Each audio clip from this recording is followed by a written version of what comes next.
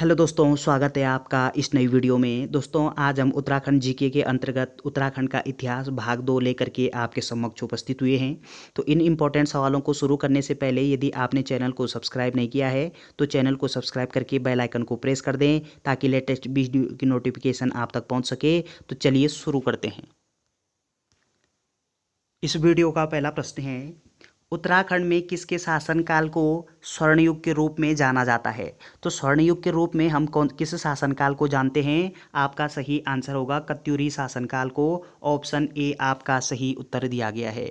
अगला प्रश्न है, शाह की उपाधि धारण करने वाला प्रथम गढ़वाल का शासक कौन था? तो गढ़वाल का वो प्रथम शासक कौन था जिसके द्वारा शाह की उपाधि धारण की गई थी? आपका आंसर होगा बलभद्र शाह के द्वारा। ऑप्शन ए यहाँ पे सही उत्तर दिया गया है।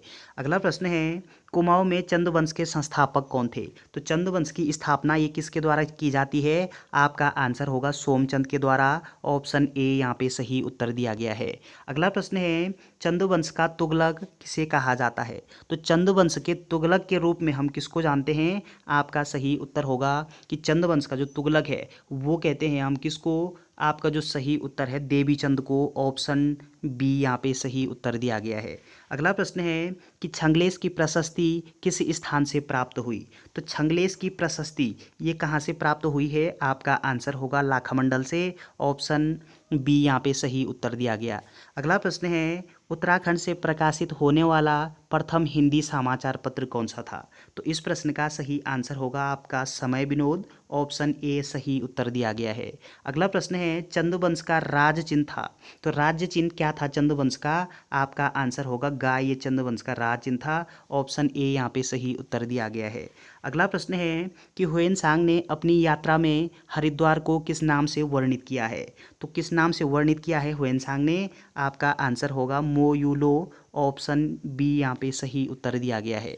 अगला प्रश्न है, मोलाराम एक प्रसिद्ध डॉट डॉट डॉट थे। तो मोलाराम ये क्या थे? आपका आंसर होगा कि मोलाराम एक प्रसिद्ध चित्रकार थे यानी कलाकार थे। ऑप्शन ए यहाँ पे सही उत्तर दिया गया है।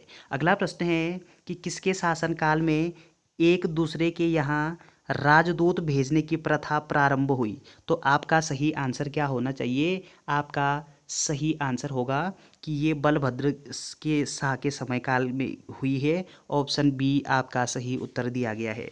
अगला प्रश्न है कि जुआनजांग ने अपनी यात्रा में किस स्थान को गोविशाण कहा था? तो गोविशाण के नाम से हम किस स्थान को जानते हैं? आपका आंसर होगा काशीपुर को गोविशाण नाम से जानते हैं। ऑप्शन बी यहाँ पे सही उत्तर दिया गया है।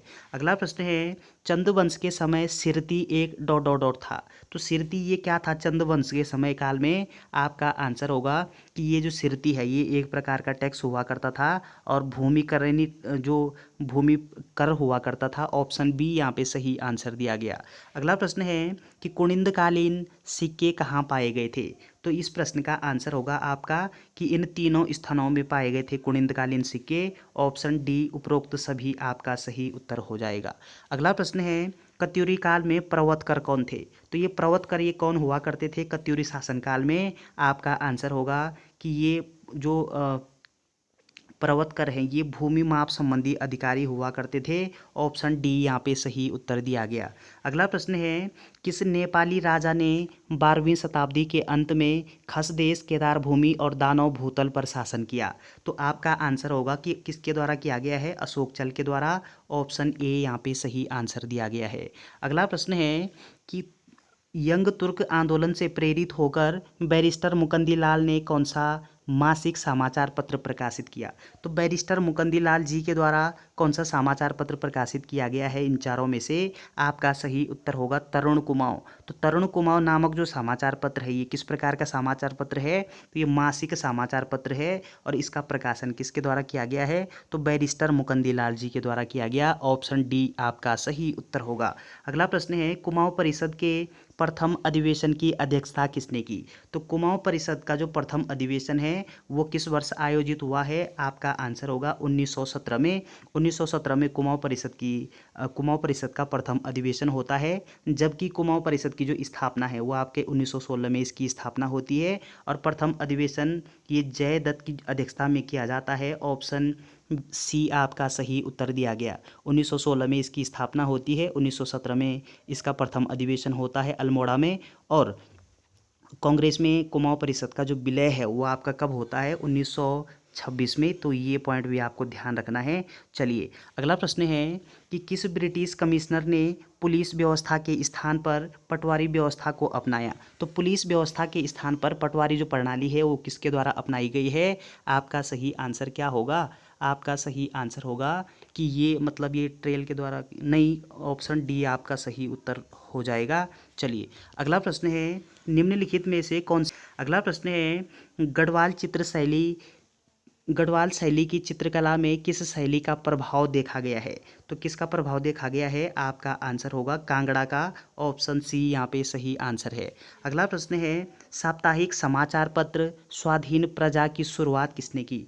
तो ये स्वाधीन प्रजा नामक जो समाचार पत्र है ये किस प्रकार का समाचार पत्र है, तो ये साप्ताहिक है। और ये किसके द्वारा शुरू किया गया है, इसके संपादक कौन थे, आपका सही उत्तर होगा कि ये शुरू किया गया है आपका विक्टर मोहन जोशी द्वारा, ऑप्शन बी आपका सही उत्तर दिया गया है। अगला प्रश्न है 1581 में ग्वालदम में रुद्रचंद और किसके बीच युद्ध हुआ था। तो रुद्रचंद और किसके बीच में युद्ध हुआ था 1581 में ग्वालदम में, आपका सही आंसर होगा कि ये युद्ध हुआ बलभद्र शाह और रुद्रचंद के बीच में एक युद्ध होता है 1581 में, ऑप्शन सी आपका सही आंसर दिया गया। अगला प्रश्न है कि पांडुकेश्वर तांबे की प्लेट में कत्यूरियों की राजधानी का नाम किस प्रकार वर्णित है। तो इस प्रश्न का सही आंसर क्या होना चाहिए, आपका सही आंसर होगा कार्तिकेयपुर, ऑप्शन बी यहाँ पे सही उत्तर दिया गया। अगला प्रश्न है कि इनमें से कौन कुनिंद शासकों से संबंधित है। तो आपका सही आंसर क्या होना चाहिए, आपका सही आंसर होगा कि ये धनभूति अमोघभूति ये कुनिंद वंश से संबंधित हैं, ऑप्शन बी आपका सही उत्तर दिया गया है। अगला प्रश्न है ब्रिटिश कुमाऊं में प्रथम कोढ़ी आश्रम कहाँ स्थापित किया गया था। तो कहाँ पे स्थापित किया गया था, आपका आंसर होगा कि ये स्थापित किया गया था आपके अल्मोड़ा में, ऑप्शन सी यहाँ पे सही आंसर दिया गया। अगला प्रश्न है कि भवाली सेनेटोरियम की स्थापना कब हुई थी। इंपॉर्टेंट प्रश्न है, भवाली सेनेटोरियम की स्थापना ये किस वर्ष होती है, आपका आंसर होगा कि 1912 में भवाली सेनेटोरियम की स्थापना होती है, ऑप्शन सी आपका सही उत्तर दिया गया। अगला प्रश्न है किसने कहा था अगर मुझे एक और चंद्र सिंह मिल जाता तो भारत बहुत पहले ही आज़ाद हो जाता। ये किसका कथन है, आपका आंसर होगा कि ये जो कथन है ये महात्मा गांधी जी का कथन है, ऑप्शन सी यहाँ पे सही आंसर है। अगला प्रश्न है पेशावर कांड के नायक वीर चंद्र सिंह गढ़वाली ने किस तारीख को निहत्थे पठानों पर गोली चलाने से इनकार कर दिया था। तो ये आपका सही आंसर क्या होना चाहिए, आपका सही आंसर होगा 23 अप्रैल 1930 को, ऑप्शन बी आपका सही उत्तर दिया गया है। तो पेशावर कांड के नायक के रूप में हम किसको जानते हैं, वीरचंद सिंह गढ़वाली को, और इनके द्वारा ये निहत्थे पठानों पर गोली चलाने से इनकार कब किया गया था, तो 23 अप्रैल 1930, ऑप्शन बी आपका सही उत्तर है। अगला प्रश्न है कि ब्रिटिश प्रशासन द्वारा राज्य वैक्सीन संस्थान की स्थापना कहाँ की गई। तो ब्रिटिश प्रशासन के द्वारा राज्य वैक्सीन संस्थान इसकी स्थापना किस स्थान पर की गई है, आपका आंसर होगा कि ये आपका पटवा डांगर नगर में की गई, ऑप्शन बी यहाँ पे सही आंसर दिया गया। अगला प्रश्न है किस राजा ने श्री गुरु राम राय को अपने राज्य में आश्रय दिया था। तो श्री गुरु राम राय इनको आश्रय किस राजा के द्वारा दिया गया है, आपका आंसर होगा फतेहपति शाह के द्वारा, ऑप्शन ए यहाँ पे सही आंसर दिया गया। अगला प्रश्न है परमार वंश का कौन सा शासक 52 गढ़ों के सामंतों को हराकर गोरखा पंथ का अनुयायी बना। तो आपका सही आंसर क्या होना चाहिए, आपका आंसर होगा अजयपाल, ऑप्शन बी आपका सही उत्तर दिया गया है। अगला प्रश्न है राइफलमैन गब्बर सिंह नेगी को किस लड़ाई के लिए मरणोपरांत विक्टोरिया क्रॉस से सम्मानित किया गया। तो ये गब्बर सिंह नेगी को मरणोपरांत किस पुरस्कार से सम्मानित किया गया है, विक्टोरिया क्रॉस पुरस्कार से, और कब किया गया, मतलब ये इस प्रश्न का सही आंसर क्या होना चाहिए कि नेवे चैपल, ऑप्शन बी आपका सही उत्तर दिया गया। अगला प्रश्न है निम्नलिखित में से कौन सा किला अल्मोड़ा में चंद शासकों द्वारा बनाया गया था। तो चंद शासकों के द्वारा कौन सा किला बनाया गया है अल्मोड़ा में? आपका सही आंसर होगा कि ये लाल मंडी का किला ये बनाया गया है, खगमरा का किला बनाया गया है, मल्ला महल का किला बनाया गया है। उपरोक्त सभी ऑप्शन डी आपका सही उत्तर दिया गया है। अगला प्रश्न है, गढ़वाल में किस वंश का सर्वाधिक शासन रहा है? तो सर्वाधिक शासन गढ़वाल में किस वंश का रहा है? आपका आंसर होगा कि ये पंवार वंश का शासन रहा है, पंवार वंश या परमार वंश। ऑप्शन सी आपका सही उत्तर दिया गया। अगला प्रश्न है, वर्ष 1935 में स्थापित बाल सभा के संस्थापक थे। तो बाल सभा की स्थापना ये किस वर्ष होती है? आपका आंसर होगा 1935 में। और इसके संस्थापक कौन थे? तो संस्थापक कौन थे बाल सभा के? आपका सही उत्तर होगा सत्य प्रसाद रतूड़ी। ऑप्शन ए आपका सही उत्तर दिया गया है।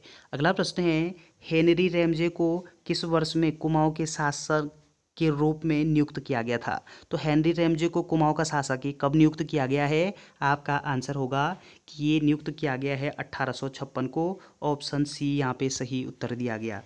अगला प्रश्न है, परमार वंश के संस्थापक कौन थे? आपका आंसर होगा परमार वंश की जो स्थापना है, परमार वंश के जो संस्थापक हैं वो आपके कौन है? कनकपाल। ऑप्शन बी आपका सही उत्तर दिया गया है। अगला प्रश्न है कि लैंसडाउन में गढ़वाल राइफल छावनी की स्थापना किस वर्ष हुई थी? तो आपका सही आंसर क्या होगा कि गढ़वाल राइफल्स छावनी इसकी स्थापना किस वर्ष होती है लैंसडाउन में? आपका जो सही उत्तर है वो हो जाएगा आपका क्या? 1887। ऑप्शन डी यहाँ पे सही आंसर दिया गया है। अगला प्रश्न है कि प्रजामंडल की स्थापना देहरादून में किस उद्देश्य से की गई थी? तो प्रजामंडल की स्थापना ये किस स्थान पर हुई है? देहरादून में हुई है प्रजामंडल की स्थापना। और किस उद्देश्य से हुई थी प्रजामंडल की स्थापना? आपका आंसर होगा कि लोगों को टिहरी राज्य के कुशासन से मुक्त कराने के उद्देश्य से। ऑप्शन डी आपका सही उत्तर है। अगला प्रश्न है, निम्नलिखित में से किस पुराण में उत्तराखंड का वर्णन है? तो उत्तराखंड का वर्णन इस किस पुराण में किया गया है? आपका सही आंसर होगा कि ये किया गया है आपका स्कंद पुराण में। ऑप्शन बी यहाँ पे सही उत्तर दिया गया। अगला प्रश्न है कि स्वामी राम तीर्थ पहली बार टिहरी गढ़वाल पहुँचे तो कब पहुँचे थे? आपका आंसर होगा कि ये पहुँचे थे आपके 1898 ईस्वी में। ऑप्शन सी आपका सही उत्तर दिया गया। अगला प्रश्न है, कुमाऊं पर गोरखाओं के आक्रमण के समय नेपाल का राजा कौन था? तो कुमाऊं में जिस समय गोरखाओं के द्वारा आक्रमण किया गया है उस समय नेपाल का राजा कौन हुआ करता था? आपका सही आंसर होगा कि रण बहादुर शाह। ऑप्शन डी यहाँ पे सही उत्तर दिया गया है। अगला प्रश्न है कि श्री गुरु राम राय जी देहरादून कब आए? तो श्री गुरु राम राय ये देहरादून में आगमन कब होता है इनका, कब आते हैं ये देहरादून में? आपका आंसर होगा कि ये 1676 ईस्वी में देहरादून में इनका आगमन होता है। ऑप्शन सी यहाँ पे सही उत्तर दिया गया। अगला प्रश्न है, निम्नलिखित में से किस राजवंश का वर्णन पाणिनि के अष्टाध्यायी में मिलता है? तो अष्टाध्यायी ये रचना किसकी है? पाणिनि की है। और इसमें किस राजवंश का वर्णन किया गया है? आपका सही उत्तर होगा कि कुनिंद वंश का वर्णन ये किस में किया गया है? तो आचार्य द्वारा जो रचित पाणिनि अष्टाध्यायी है, पाणिनि द्वारा जो रचित अष्टाध्यायी है इसमें कुनिंद वंश का उल्लेख किया गया है। ऑप्शन बी आपका सही उत्तर है। अगला प्रश्न है, अल्मोड़ा के सिक्कों में किसका नाम मिलता है? तो आपका सही आंसर क्या होना चाहिए? आपका सही आंसर होगा कि शिवदत्त। ये ऑप्शन सी यहाँ पे सही आंसर हो जाएगा आपका। अगला प्रश्न है कि वर्ष 1926 में किस परिषद ऑब्लिक संस्था का कांग्रेस में विलय कर दिया गया था?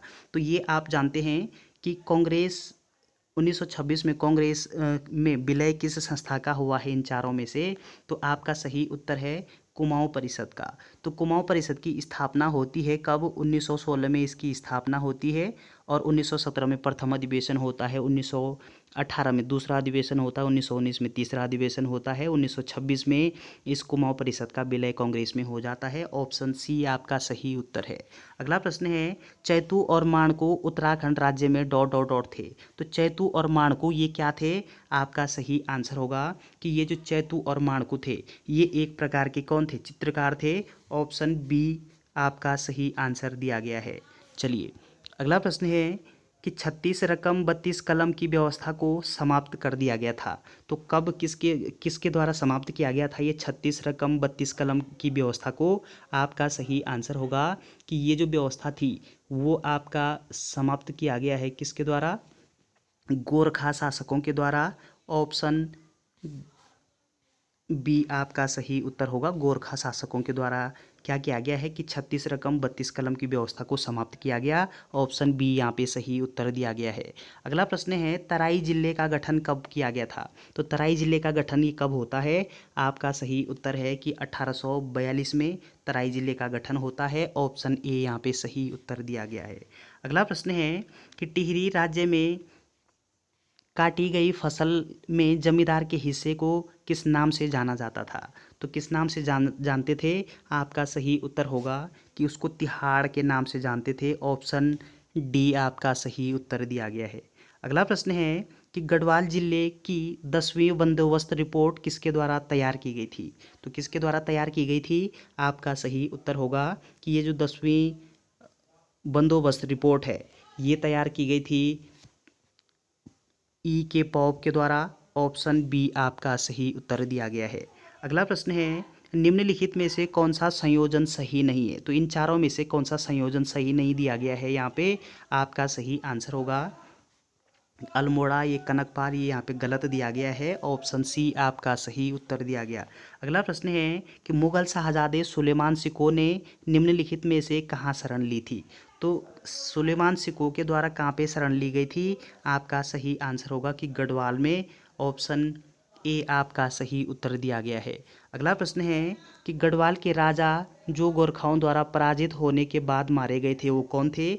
आपका सही आंसर होगा कि वो राजा थे आपके प्रद्युमन शाह। ऑप्शन बी आपका सही उत्तर दिया गया है। तो चलिए दोस्तों, ये कुछ इंपॉर्टेंट प्रश्न थे उत्तराखंड इतिहास से संबंधित। वीडियो अगर आपको अच्छी लगती है तो चैनल को शेयर एंड सब्सक्राइब करना ना भूलें। Thanks for watching.